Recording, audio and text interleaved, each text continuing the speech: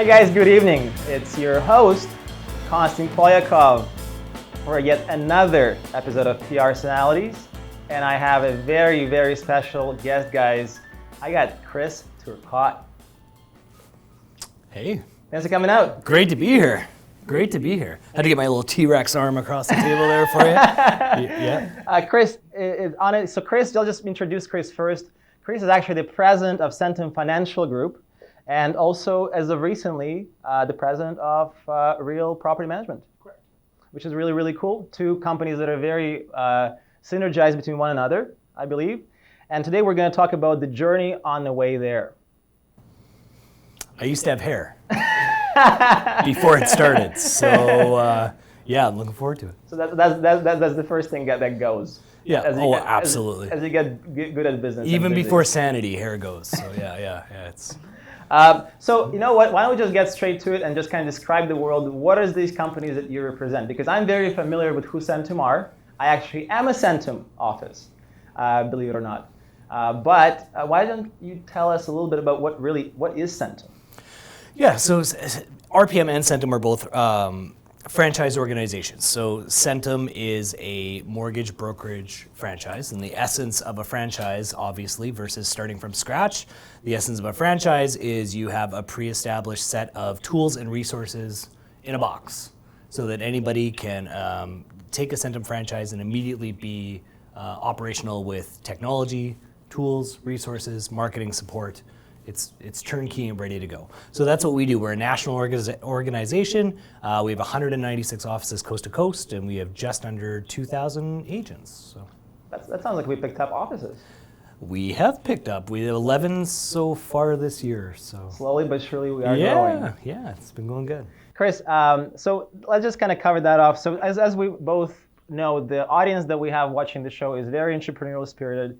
A lot of people who are looking to start new businesses, start to get into different avenues, different types of jobs and different types of businesses. And so the very first thing let's talk about is the franchise model, right? So the franchise model that Centum offers is in a way unique to the industry, because I think that we do come with quite a nice big package of tools and services that Centum actually provides for its brokers. And I think when you are looking to start a new business, a franchise option is not a terrible idea if you're looking, like you said, to have a turnkey solution, open up a shop. But when you started in the industry, because you were a mortgage broker for many years before you became the president of Centum, what are you looking for when you were looking for that network to join? Well, mine was a little bit. I'll let him answer that because then I can cut back in. My journey was interesting in the fact that, I'll tell it. We can go into a little bit of I won't go too far into my story. A little bit of the history. A little bit of history. I'll certainly I'll start back on the personal side probably a little bit later. But my journey was unique in that I came from the banking channel. And when I'd gotten out of that, I stepped out of it and I stepped out of the finance industry for a very brief period of time. Ironically, needed a mortgage. The realtor at the time had pitched me on using a mortgage broker. I came from the big blue bank though, and we were taught that mortgage brokers, evil. Well, not only evil, but like the way we were programmed back then, because there's a lot of gray in this beard. The way we were programmed back then was my response was this. The realtor looked at me and said, "Oh, well, I can hook you up with a mortgage broker," and I said, "No, I have good credit." That's exactly what I said. I said, no, you don't understand. I have good credit. I don't need a mortgage broker. And he kind of looked at me like I had three eyes. And I owe that real estate agent virtually everything in my career. I don't know if I've ever shared the story with you. I don't think you have. So the realtor was it was just a fantastic move. And if anyone's working with a real estate agent, I highly recommend this. The real estate agent could immediately read that I wasn't interested in a mortgage broker. But he just said, look, you're walking through the house anyways. Why don't I just call the mortgage broker, put him on speaker, I said, oh, I'm still going to get a staff rate from my big bank because I've still got an employee discount, everything else. He was like, yeah, cool. Like, he didn't fight me on it at all. He was like, you keep walking around. I'm going to call this realtor. I'm going to put it on speaker. You just shout out your rate you have. If he can beat it, then maybe it's worth going to sit with him. Does that hurt anything? You don't even have to talk to him. I'm like, yeah, sure. Thinking I've got it swamped. I've got that rate beat no matter what. So I'm like, yeah, sure, buddy, whatever. Like I said, I have good credit. And so he gets the realtor on the phone, and we're in the bedroom or whatever. And I can hear the broker, and the broker says, well, what's he looking for? And I go, 5-year fixed, and I've got, I think at the time it was like 3.39. Yeah. And I knew that was low, like really low. And he goes, oh, well, tell him I've got 309. And I'm like, well, yeah, but I'm saying to my wife, I'm like, idiot. I'm like, I said fixed, not variable. And he's like, yeah, that's fixed. I'm like, oh. And that was it. Like, the light bulb went off. Yeah, I was just like, well, I'm crazy not to at least hear this guy out. And that's what did it. So ironically, that was another brand of ours. Pardon me, not of ours. That was another brand in the industry.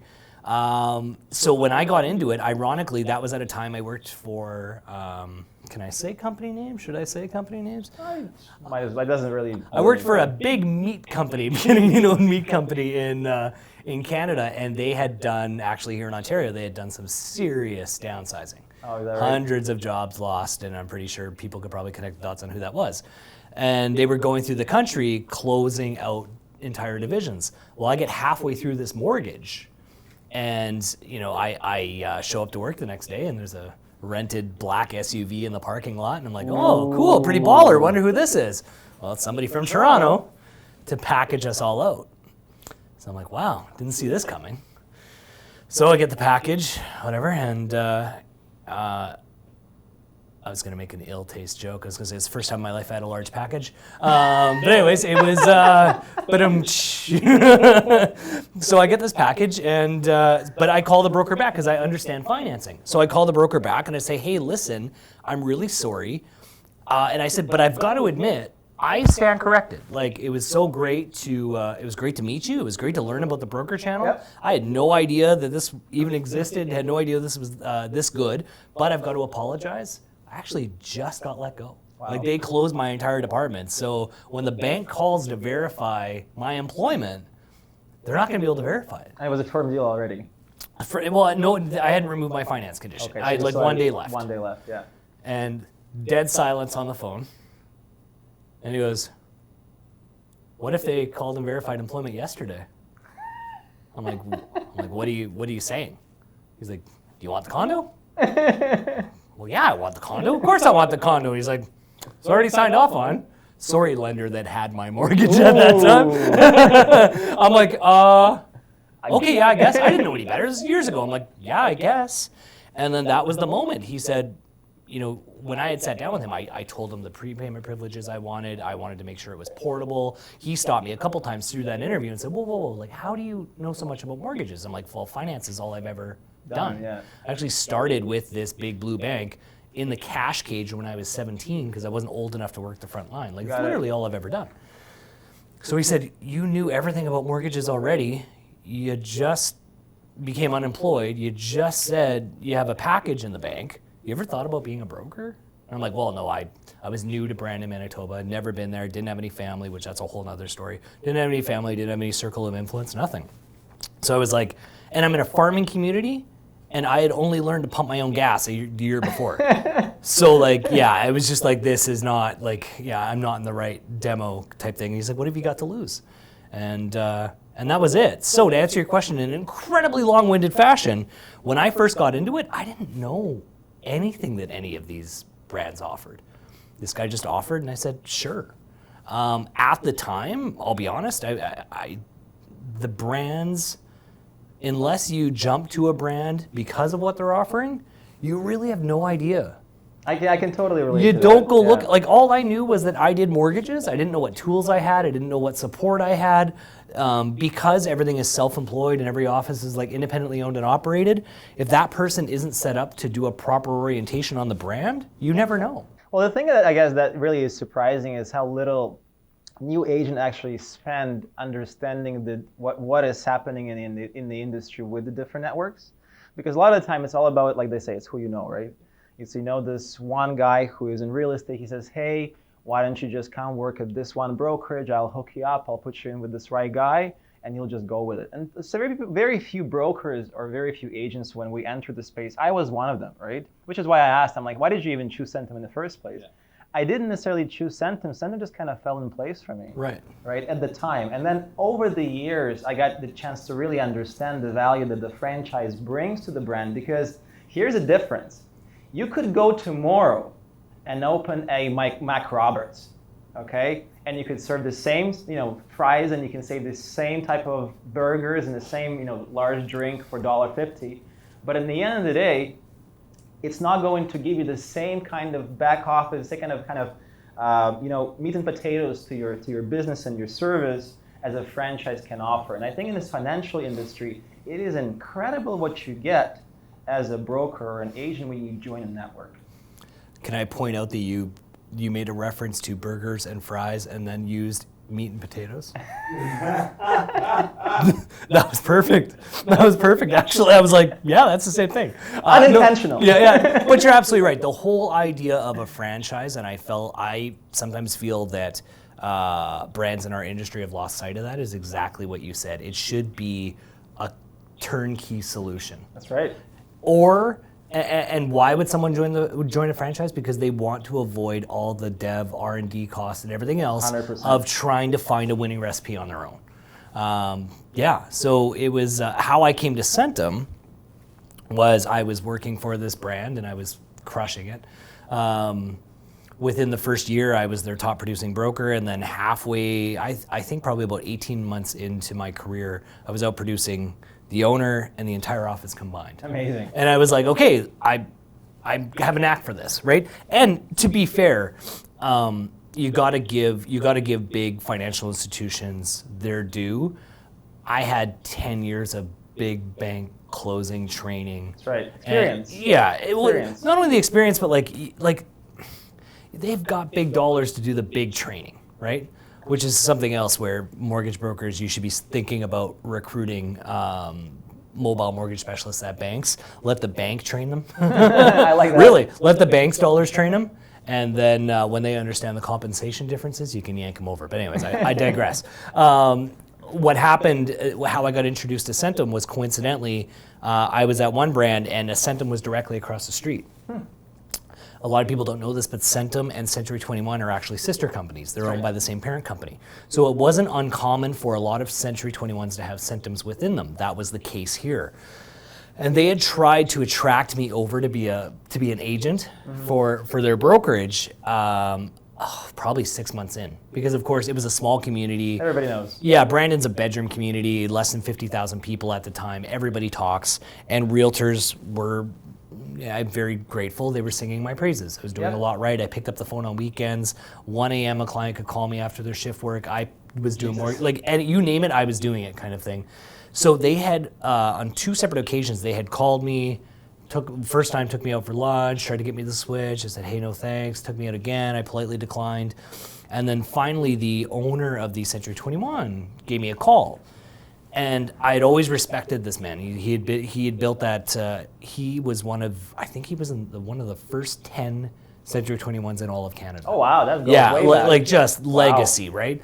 Outstanding ambassador in the community, a gentleman by the name of Ray Brownlee. And honestly, I'd put him top 5 humans. He was a fantastic mentor. And he called me one day, and I saw the Century 21 on my call display. And so I picked it up, and it was him. Hey, it's Ray Brownlee. I'm like, oh wow, I've never talked to the top guy before. And then I immediately said, Ray, with all due respect, I have politely declined twice. I know you're a very busy man. I respect you. I just want to cut to the chase. I do not want to switch. Yeah. And he goes, actually, I think I have an opportunity that would change your life. I think we should go for lunch. How do you ignore that comment, right? Like, oh, you have an opportunity that's going to change my life? No, thanks. Like, you can't. I'm not interested in changing my life, sir. So I'm like, okay, let's do it.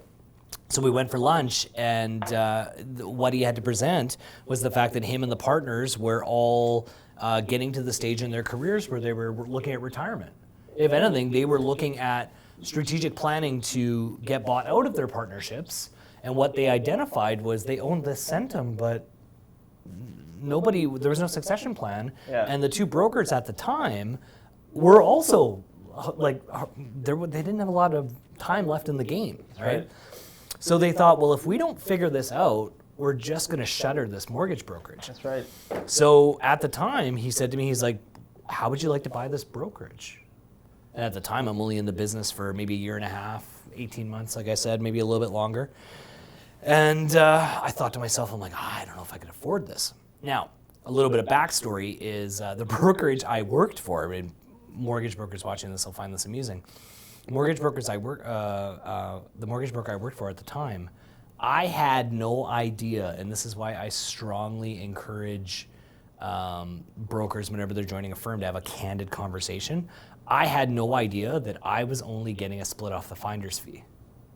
Ooh. Yeah, not the volume bonus. Yeah. Yeah, and sorry, I apologize. But I'm just kidding. Yeah. We always speak openly about volume bonuses. Yeah, and as you should. The lenders do and everything. Like, right, it's just... So anyways, not long before that, I still remember the gentleman who, if he watches this, I'm sorry, but you know it's true. We've talked about it 100 times, and we've drank drinks over it recently, and we laughed about it. But he was notorious for, like, it was a running joke that when he was in the building, somebody tackle him because we hadn't been paid in a couple of weeks. Like, he would just ghost, right? So that was always a problem. So one time, I hadn't been paid in like a month. He came in, sure enough, sandals, like flip-flop shorts. He was like, oh, I'm going up to the lake, I gotta go, kind of thing. We're like, stop. Yeah, my ass, you gotta pay me, man. Like, I got a mortgage to pay. So he's like, okay, and he prints off a sheet, and he goes, go get that form off the printer. And obviously, we grow up in the financial industry, right? Like, you don't look at documents that aren't yours, and I never did. I just happened to pick this thing up, and as I'm walking by, I just happened to look down. And I told him, I'm like, hey, sorry, I looked down at this thing, and I see any new agent, especially once you start to get deals flowing after you weren't making a lot of money, you know to the penny how much after your split is coming into your pocket. That's right. Because from the day you sign the commitment, you're making plans for that cash. Oh yeah. So I knew in my head how much should be on that page. On the sheet, yeah. Well, I look down and I see my name for over 10 deals, and there's all this extra dollar amount that I have no idea what it is, and it says VB beside it, and it's in the thousands. Amazing. Like thousands of dollars. So I put it down there, and I said, hey, person who will remain nameless, hey, what's this VB column? And that's like $11,000 for me alone just for this pay run. And he turns white as a ghost. He writes me my check, and he goes, we'll talk about that next time I'm in the office. I hear the guy across the hall go, hoo-hoo-hoo. And I'm like, well, what the hell does that mean, right? So Ghosty McGhosterton gives me the check, bounces. I go across the hall, and I'm like, what's that about? And he's like, we were all wondering when you'd learn about volume bonus. Oh my God. So anyways, the reason that was important is when the gentleman from Century 21 gave me the quote of how much the business would cost, I did the math, and I'm like, well, that's 4 pay periods. Yeah. I'm like, yep, this is a no-brainer. Amazing. I didn't want to leave. I still to this day, he's a friend. He's a fantastic human being. I think from a business standpoint, there's a difference between you can be an amazing human being. It doesn't mean you should be running a business. That's right. He was just an outstanding gentleman, but I still remember it was the boys' club, and the reason I was reluctant to join the Centum at the time, and one is like a mother to me, so I know I can get away with this. The Centum office was 2 older gals, like one was 70 and one was nearing 60. Is it just 2 of them? And then it was me and 4 other guys, and every day at 3 o'clock was beer o'clock. Yeah. Right? Like it was like a fraternity, and it was it just wasn't. And I felt like I was betraying him, and I still remember I haven't told this public either, so it's interesting that we're going here. This is the advantage of doing this late in the day, is I'm just relaxed. I'm just like, here it all is. Perfect. I drove to his house. I tried to text him, and I think maybe he thought I was calling about the volume bonus, because we still hadn't talked to it. 2 weeks had gone by, we still hadn't talked about it. So I'm trying to get a hold of him. I'm like, hey, I really want to meet with you. I really want to meet with you. He's shrugging me off. So finally I said, hey, you at home?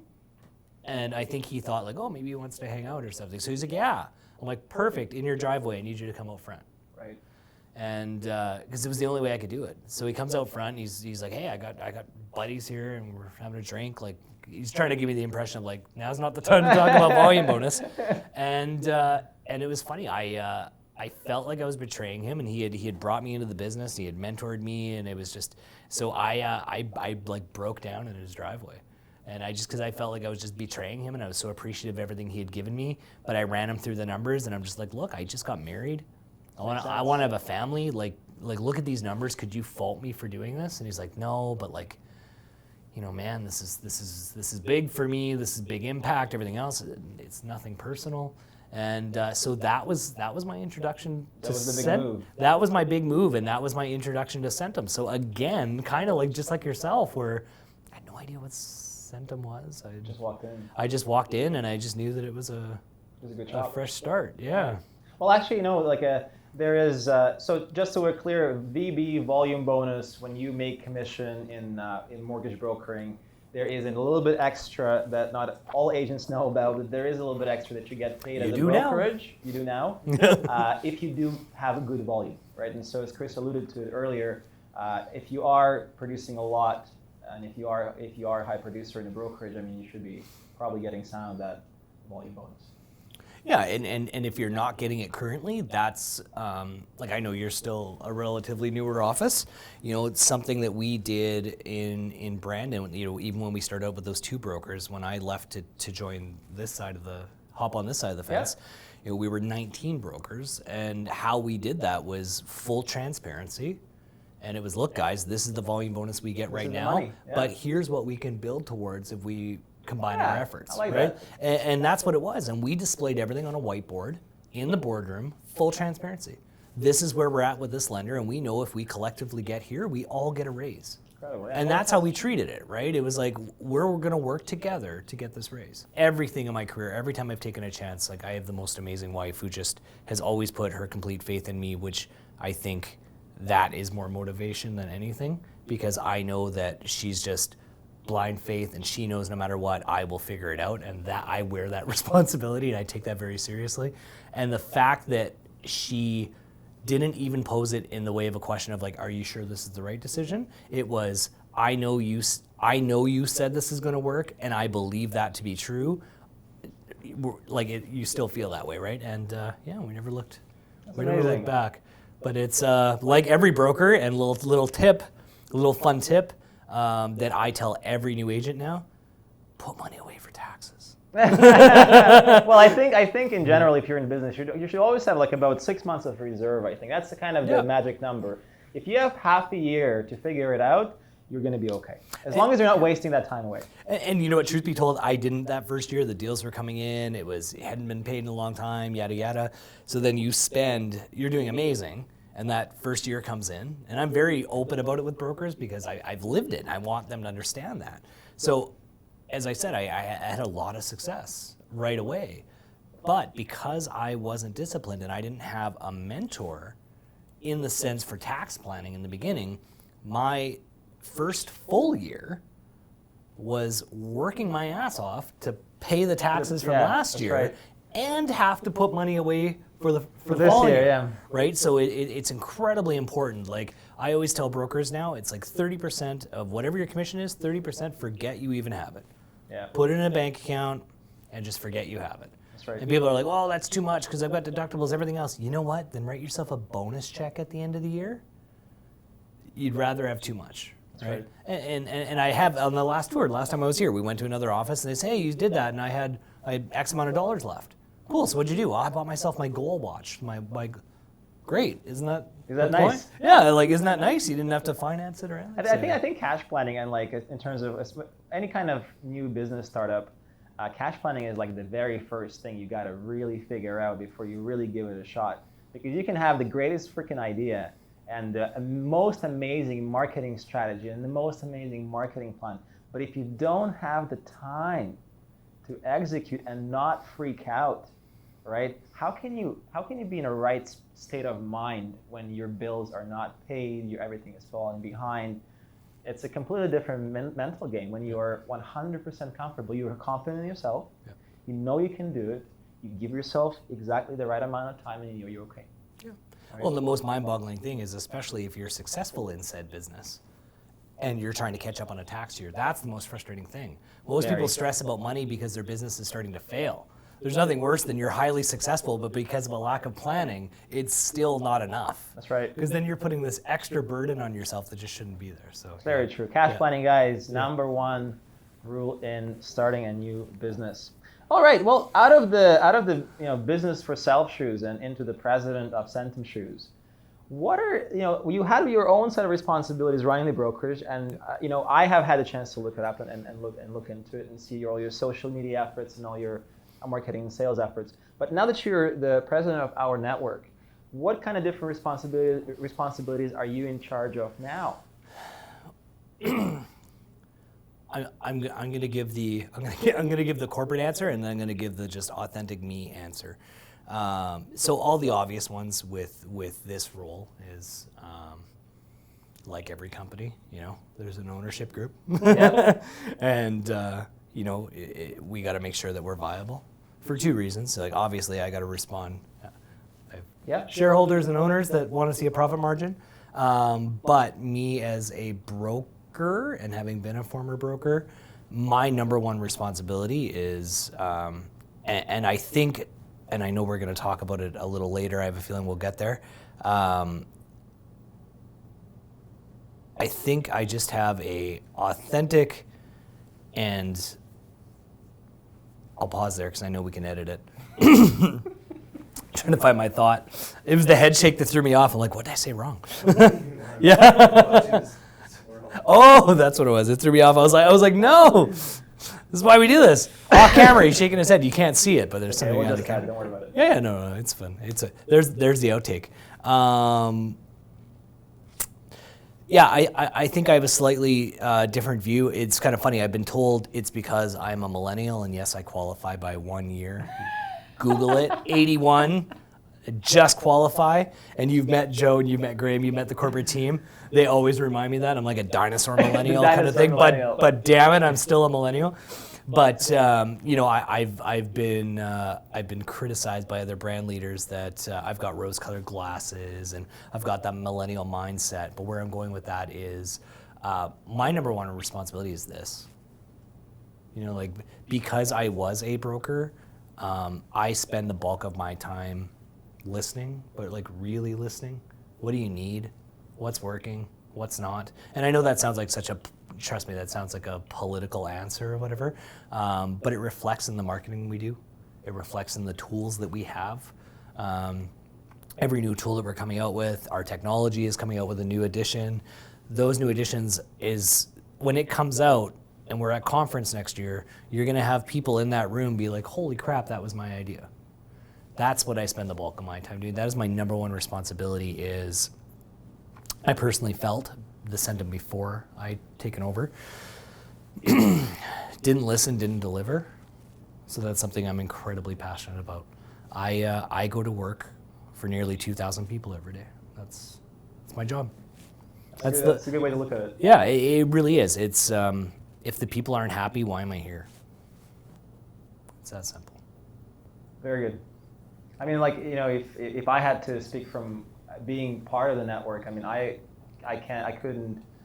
don't think I would be part of the network if I wasn't for you. I'll be 100% honest. Appreciate that. I met you, actually, the first time I seen you was on stage in 2012? I gave you a book. In 2012, you did a keynote speech at one of the conferences, and there I was just sitting. I was just my first year in the industry. I'm just sitting there listening to you talk on stage, and you were the very first person to introduce me to that book by Gary Vaynerchuk, which was Jab, Jab, Right Hook, and that was such an interesting spin on what was happening in the market then, what continued happening in the market for the next few years, and just blew up in the last few. Yeah. Right, the whole switch of attention from where everybody was advertising prior to those years, watching you on stage in that very moment, kind of gave me a whole lot of ideas that I ended up executing for the following few years. And then as you became the president of Centum, when I was on my, to be honest, way out, I was already looking at options because Centum franchise in those years had a few things that were wrong with it. It was a little bit dated. The branding was dated. There was not a whole lot of options to open your own location with your own look, which is now what we have with Pocket Mortgage, right? We are a Centum franchise, and we look very different from everybody else. And so, you coming to power Centum, and me actually watching you guys kind of change it and literally revamp it in front of my eyes, kept me there, right?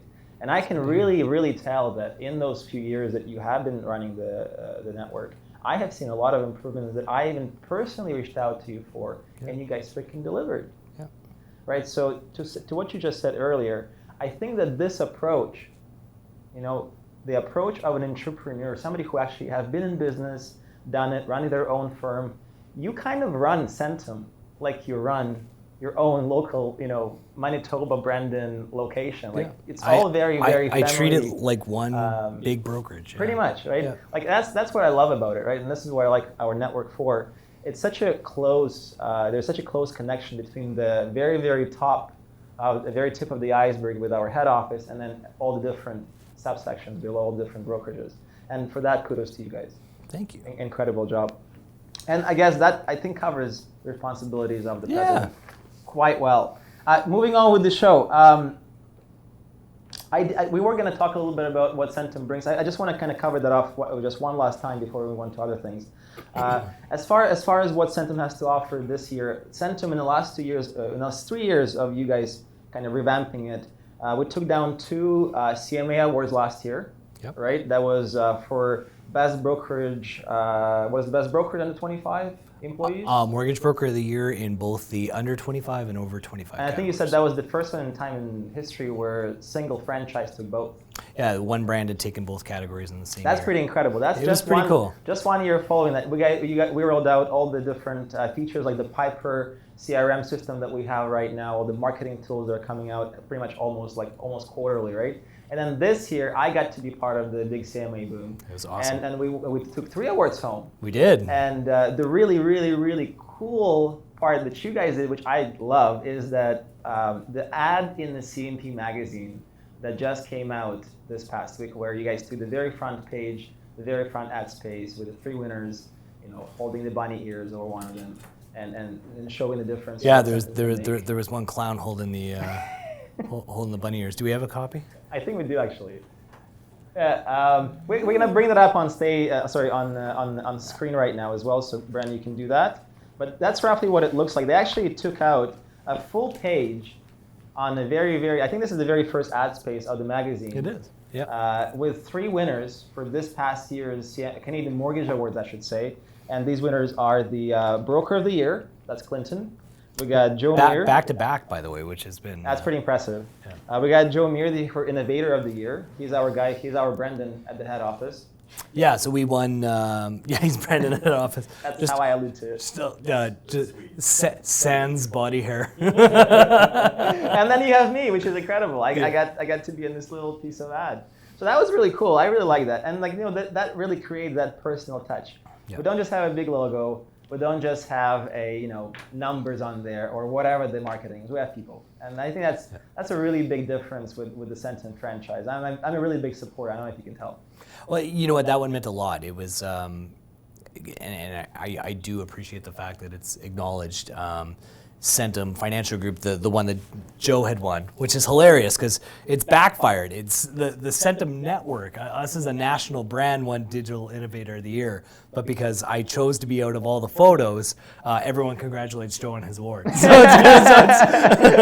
it's kind of funny. But yeah, the national network won Digital Innovator of the Year, and that means a lot to us because of the reasons you had said, right? Yep. We invested a solid 18 months of innovation for the technology and the things that we do that way with our ads and just how we're thinking differently and how we're trying to engage audiences in a different way.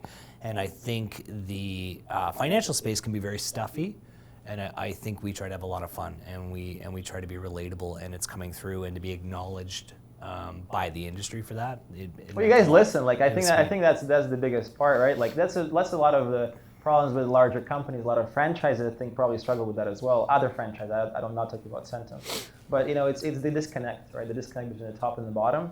I'm not talking in any way, but just simply from the perspective of the hierarchy of the corporate world, right? Yeah, you have the head office that runs all the franchise offices across Canada, and again, the disconnect with a lot of other offices that I found was just in the fact that very few are paying attention to the smaller offices, which are your next big offices. Yeah. Right, and if you do pay good attention to a lot of the smaller guys, they may have good ideas, they may have good feedback to help you out. Just simply improve your own network.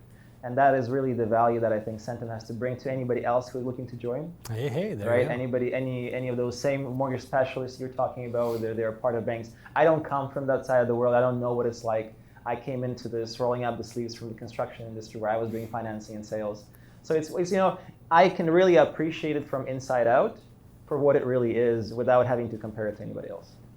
Right? Love it. And so the other part of it that I find really cool is that I actually got to bring the president of the franchise to my office here in Mississauga, all the way from BC, just to do this video. Yeah. And to that, again, thank you for coming out and doing that. Absolutely. Chris, the whole persona that you bring to our network is a very, very approachable one, right? You have a lot of the larger networks, a lot of larger banks and companies that are financial companies talking about, where that very, very tip of the iceberg is almost unreachable. And you've done an incredible job of breaking that ice and making yourself approachable. I have personally reached out to on like Facebook Messenger with questions and things. I got replies almost instantaneously. I don't even know how you do it, to be honest with you. Sometimes, right, I just don't know where you find the time to do it. But this was all intentional. You've been at the whole social media marketing game for the past, about 10 years now, right? Yeah, at least. Yeah, it was 2009. Oh man, does that make me feel old? Holy. Let's just say I got in early, and it's not because I was really old. I was just ahead of the curve. Can we please say ahead of a curve? Because otherwise I'm just really old, so yeah. You were ahead of the curve, and I was watching. Yeah. And so, how you've seen this whole shift in the attention, and I think this is very important we talk about this, because it doesn't just apply to the mortgage brokering. Business applies to business in general, right? We touched on this a little bit earlier in the show when I said that the attention is shifting. You were talking about this in 2012, but you yourself and your brokerage, before you became the president of the franchise, were doing incredible things on social. And I was taking notes and I was copying a lot of it as well. But you guys were actually like, I don't know how many followers the brokerage has, but I know that you personally on Instagram have something like 40 or 50,000 followers. 46.9, I think. Yeah, right. So yeah. That's pretty incredible. I don't know any other president or leader of a franchise office, I don't know, in Canada, maybe even US, who actually has that kind of following and who is that approachable online. This was all intentional. I'm glad this is a question because it's been brought up a few times. I've been asked before, like, why did I choose to do that? Do I feel that was a good choice? The easiest answer was it wasn't a choice, and it's still not a choice. It really isn't. It's and I think that's the largest disconnect with social media and businesses is I do this because I want to. Because it's fun. And the big thing is like I don't care how it's received because I'm doing it for me. Mm-hmm. So my Instagram, obviously, like, okay, so I digress there. When we were back with the mortgage brokerage, obviously that was with intent. Mm-hmm. At first. Yeah, but the video came natural because I just liked helping people. Yeah. And that was the easiest way to do it. Trust me, I've seen a reflective surface. Like, this is not a face for video, right? Like, I totally get it. If the downlighting hits the top of this dome, that camera would be useless. Like, I get it. Like, I'm not. I've got a radio face. I totally get that. But I like the fact that I've just always enjoyed just speaking my truth. And then now from this role, and I refuse to say the title because it just seems bougie to me, and it's still not. I'm still always going to be that Manitoba mortgage broker at heart, so there's still times where I'm like, oh. I do it for me now. I really do. And my Instagram actually started, the essence of my Instagram in the very beginning was just a diary for myself. It was a way to organize my thoughts. It was a way to it really was just a big journal. Mm-hmm. If you look at my early posts, I can't remember when I started. Like it's been 3-4 years now, long before anybody else in the industry was doing it. I would do a motivational quote, but then I would talk about a personal experience that I was currently struggling with, or something I had just figured out, and I've been just brutally authentic in those write-ups. I've talked about things that I'm not good at. I've talked about massive failures. And I just started putting it out there, and people started liking it, and people started engaging with it. And that oddly enough, almost got uncomfortable. and then it was just because I was like, holy crap, people are, because I think the natural thing is like, is anyone going to care? Like, especially if you don't have an agenda, you're like, well, I'm just doing this for me. Right. And then when people started caring, I was like, oh, pressure's on, right? And there was a period I went through where, I don't want to say it was faking, but I was definitely trying too hard. And now I'm just back to, listen, this is what's going on in my world. It's fun. Well, it's fun, and it's what's going on in my world, right? What's happening? Yeah, and win, lose, or bad, it's still there. And then through it, I've started telling my own personal story, right, of my own personal journey, and it's just a choice. And then as far as why to be so open and everything else, I was doing it when Brandon let me in. When you guys came down to let me in, I was on Facebook Messenger guiding somebody through a commercial deal. One of our brokers helping them through a commercial deal, and reviewing financials, because there's no strategy, there's no nothing. It's just, this is just me. Like, if it wasn't for my wife, I would have been one of those guys that worked themselves into a coma or something. Like, I freaking love what I do. That's and I love the brokers we have. I love people, and genuinely, I'm still that office manager. I've just got a hell of a lot more people to help now. So it's just, I hear you. Yeah. I hope I never lose that wiring. You know what? I think the fact that it's so relatable, right? Like, I mean, if you let yourself be a little bit vulnerable, I think people just simply can really, it hits home a lot of the time. And I try to do that as well. I think any business that's trying to get any kind of engagement or trying to build an audience, not even trying, just doing the social media for the sake of doing it, right? Yeah. I mean, you have to keep it relatable. You can't, keep it always covered in gold and chocolate or made in potatoes. You have to let a little bit of your inner self there it is. And you have to show what really is under the hood, right? Like, yeah. I mean, I do follow the Instagram account that you have, and it is something that is always great to see when you're scrolling through. Like you said, you have all these motivational things and all these different, like, even videos of you just talking to the camera, right? Like the bubblehead talking to the camera. I actually still turn them on and I listen, right? Like, it's the relatable stuff that you open up and you listen. It's not the stuff that is, somebody going on about going to Madagascar and just having a great time at a beach with, kite surfing and whatever. It's all, the relatable stuff, the day-to-day grind is what I find I actually end up clicking more and actually watching more. And I think that's also the reason why I think you're having such great success with all these followers and with all this attention, is because it is extremely relatable, right? And so and for any business trying to start out fresh, the best thing you could do is just be authentic. Yeah. Right. What I was trying to say is you have to bring up the socks. I have to bring. Favorite things to follow.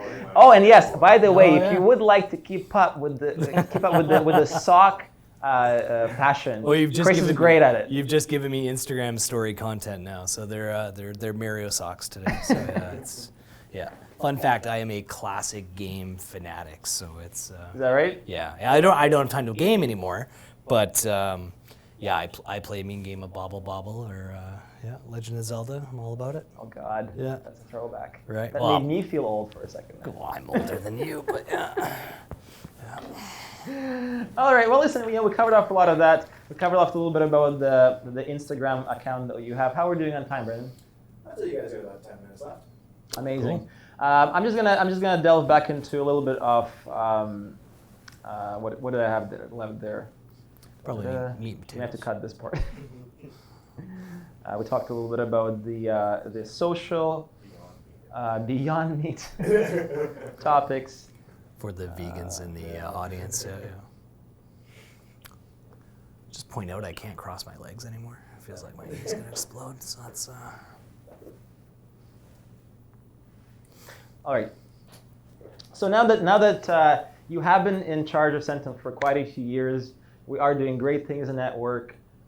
We are onboarding more brokerages. Pay attention to that. We are growing pretty much by day, I would say, right? And I think Jeff Sampson is one of the many reasons why that guy is just incredible. That's our what is his real title? So he's director of franchise sales. we do it a little bit differently in that not only is he looking for new brokerages to join the organization, but as you know, he will partner with you if you have a hit list of agents that you'd be very interested in having conversations with. Yeah, Jeff is excellent. Like, I mean, again, this is not that guy's energy in a bottle, right? It's kind of crazy. He really truly is like just a walking ball of fun. Like, there's no better way I can put it. If there are any friends, any people that watch Friends, he is Parker. He is Parker. Phoebe has a boyfriend for one episode who is played by Alec Baldwin. That's right. And Google it. Like, look it up on YouTube. Like he is. I know exactly what you're talking about. Yeah, he is Parker. He's just an amazing human being, and the energy and the enthusiasm that he brings to every day. Yesterday at random, I got a 6-second video, and it was just "Good morning, sir," or no, he says "Good morning," and he goes "Top of the muffin to you," and it makes my day. It's fantastic. I think that talks greatly of the culture within the head office. I think for the whole network, it's very very friendly. We have a lot of fun. Very, very fun. I can definitely vouch for that. So what's ahead of us? What do we have planned for Centum for the next 2 years? What do you have in store? Let's tell a little bit about that. It's product wise, and then it's also it's more making sure that we stay true to our why. And I know that's like a blanket statement, but it's a heck of a lot harder than it looks. So next couple of years for Centum is we're going to continue to evolve Piper. Piper is our front-end website technology and our back-end CRM system. Very, very shortly, if you choose not to, you won't have to go into Filogix anymore. You'll be able to. Filogix, guys, just so we're clear, Filogix is a system that's been it's like a dinosaur of the industry. It's been around forever. It works in few browsers. It doesn't work in the others. And everybody's been talking about getting rid of it for years, and nobody's been able to. I think we're finally. Well, so to give them credit where credit is due, it is through their connectivity. Oh, so it is through their pipelines. But yeah, we're going to be able to adjudicate a deal, and we're going to be able to do the entire process without ever having to log into it now. It's all going to be with. So that's coming very, very soon. Our marketing is going to continue to ramp up. As you pointed out at the start of the program, I'm also the brand leader for Real Property Management, and that was intentional because there are a lot of synergies between those two. Of course. You know, a lot of obvious referral business there, so there's going to be a lot of emphasis on that.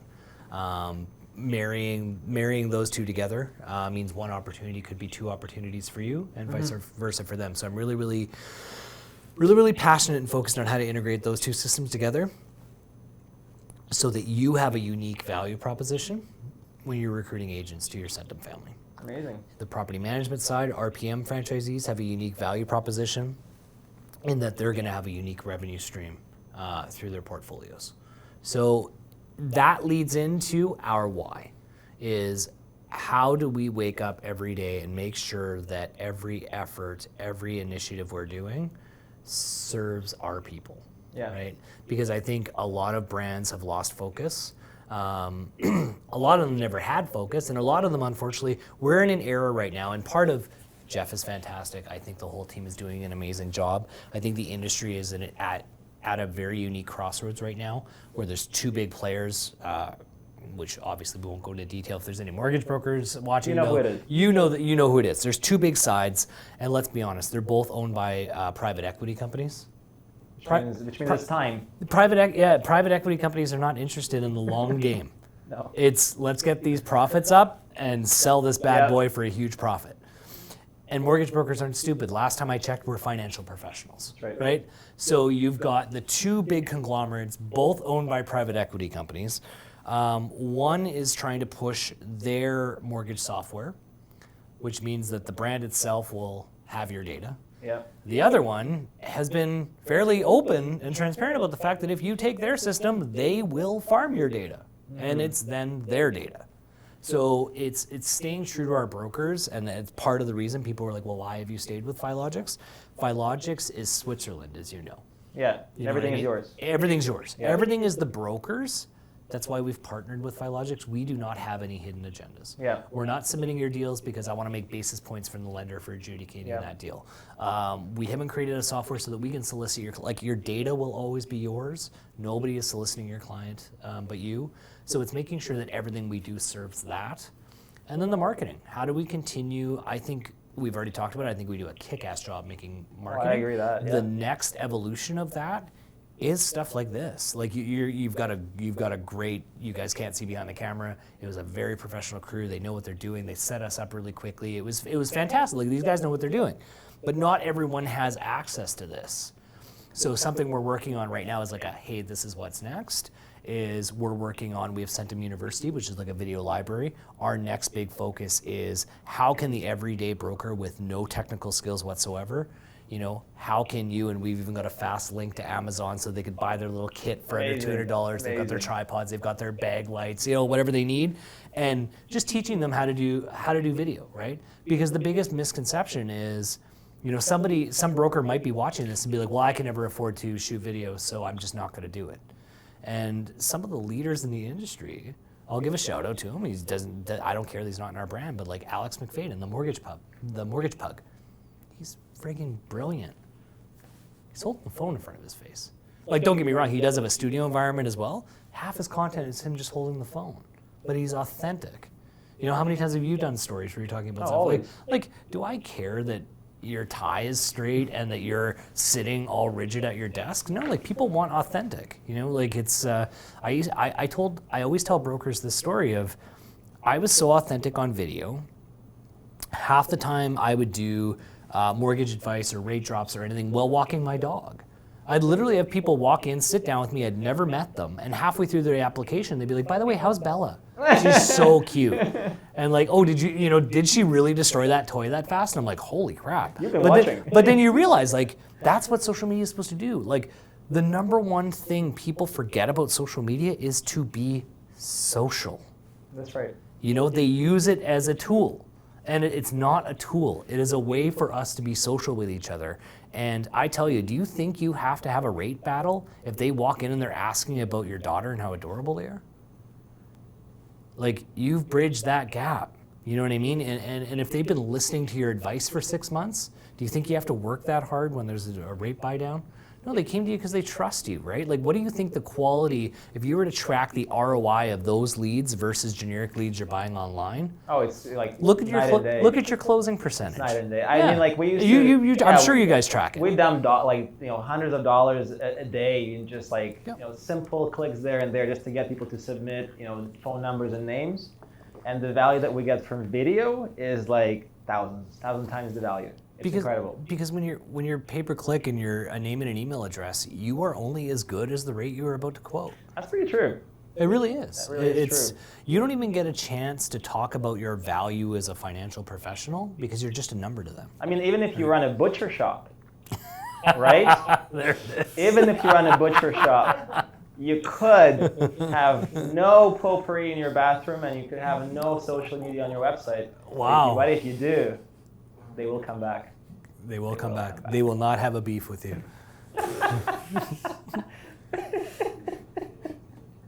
Pork. That's all I got.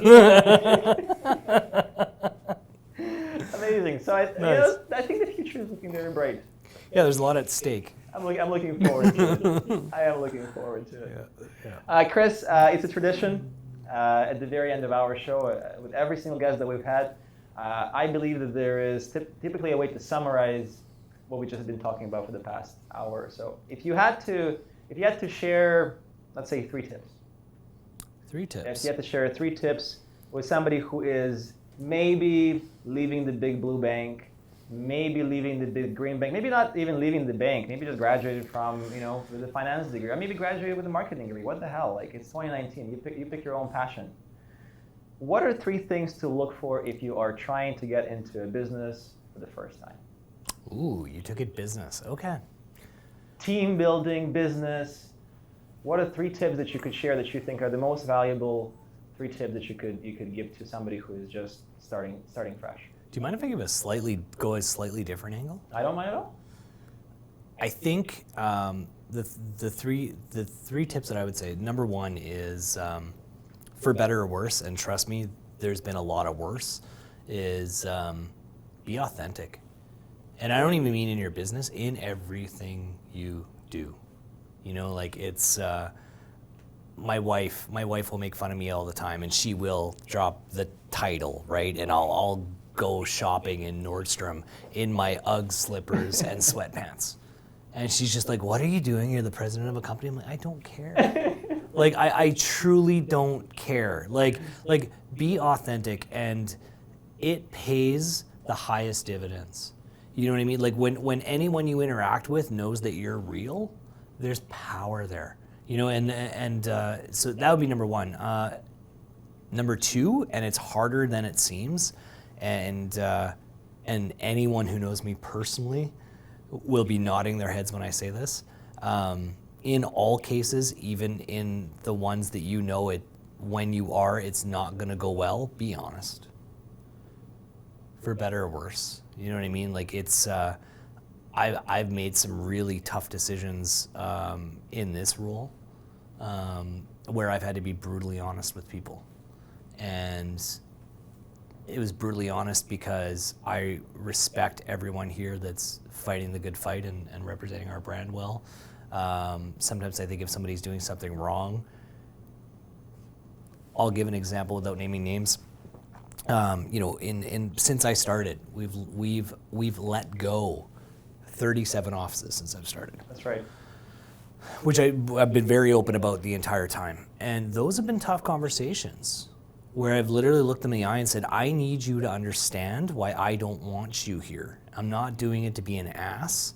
I'm doing it because I can respect you and still not want you here, and I respect you enough that I hope you hear the truth and you make the necessary changes. That's right. And it's up to you whether or not you want to do something with that. I was in a meeting today where I knew if I said one thing, it would go my way and I would get what I wanted, but it was just really bugging me, so I just spoke my truth. And it caused an argument for about a half an hour, but by the end of it, everyone in the room was like, I'm glad it wasn't fun, but I'm glad we went there because now it's out in the open. So the number two would be just be honest in every aspect of your life. And yeah, it's gonna suck sometimes, but I promise you, it is so much better than lying and always wondering and always having to fact check and everything else. And then number three, biggest advice, and this is one similar to my Instagram, is I'm still struggling. Well, I'm still struggling with this. It's take time to take care of you, and that is one that I don't do very well. I suck at this. Yeah, it's like the worst thing that I'm at. And prioritize it. And you know what? My hack, if I can give a hack, I have been very open about it with my wife, that I don't take good care of myself and everything else. And you don't have to be married. It could be a best friend. It could be anything. But she now has taken it upon, like she stayed home to raise our daughter. She's not going back to work right away. And it's teamwork where she's now, I've had to be open with her and say, look, I'm not taking care of me, and I can't keep being me unless I start taking care of me. And it's so easy, like you and I talked when we first got in here. My first meeting was at 7 a.m. this morning. I flew in from Vancouver, so I'd already lost 3 hours. What time is it now? 3 hours, so we're 9:15 now. It is late. Yeah, I've had coffee and I've had a muffin all day long. You know, like, yeah, okay, I'm proud of myself, the hustle, whatever, but like that comes at a consequence, and you can't do that forever. I don't care how bravo and how many Gary Vee videos you watch and everything else, like that's just not smart. It's not sustainable. And there's no longevity there, you know? So my last bit of advice is like, you have to, if you're just starting out and you're starting to get early success, yes, you can grind and bust your ass for an extra 2-3 hours a day. I beg you, I implore you to make the time to take care of yourself, and that will pay dividends, because when I'm at my best, guess what? It's no coincidence, I do my best. That's right. But we get so lost, and we're in this social media era right now of like, everyone's got to hustle and like 24/7, 365 and everything else, and like, and I love Gary Vee. Like you've seen videos. Gary Vaynerchuk and we've talked. He's made personal videos for my office. Like we're there, and that's my beef with him. Where it's like, yeah, it's easy for you to say 24/7, 365 when you literally have people off camera passing you your meals. Pretty much. When your trainer picks you up from your house in the morning, like like when you don't have to think, it's pretty easy. So like people get there's so many young entrepreneurs that see that and they're like, well, if I just burn the candles at both ends, no, like don't be fooled. You know what I mean? Like he's taken the time and made the investment to make sure that he has an entire team on his payroll to take care of him because he's identified that taking care of yourself is important. So that would be my last one. I like that. That's very clever. Yeah. And I will add to that, delegate. Yes. Delegate. Find people you can trust and delegate. Yeah, if I had a number 4, my number 4 was going to be learn to say no. I like that too. Yeah, learn to say no was you got to protect your time, and delegation is another way. Everything. Nobody else is going to protect your time. I think the last 3 things we said all come down to time. Yeah. Time management, right? That's like the greatest skill a business person can have. If you can pack enough work in a day that you have enough play and enough rest, who's to say that you can't? Yeah. And if you need any validation that's important to take care of yourself, I'm 30-something and look like this. And I'm still struggling with the taking care of yourself. So live through. It doesn't just happen. Live through example. If I take these glasses off, I am a bearded thumb with a face, okay? It's not supposed to look that way. Chris, amazing. I love it. Thank you so much for coming out. Absolutely. Thank you so much for coming out. It It was a real pleasure having you here in my office. I thank all of you for watching. Extremely grateful for having all you guys watch the videos and follow our brand.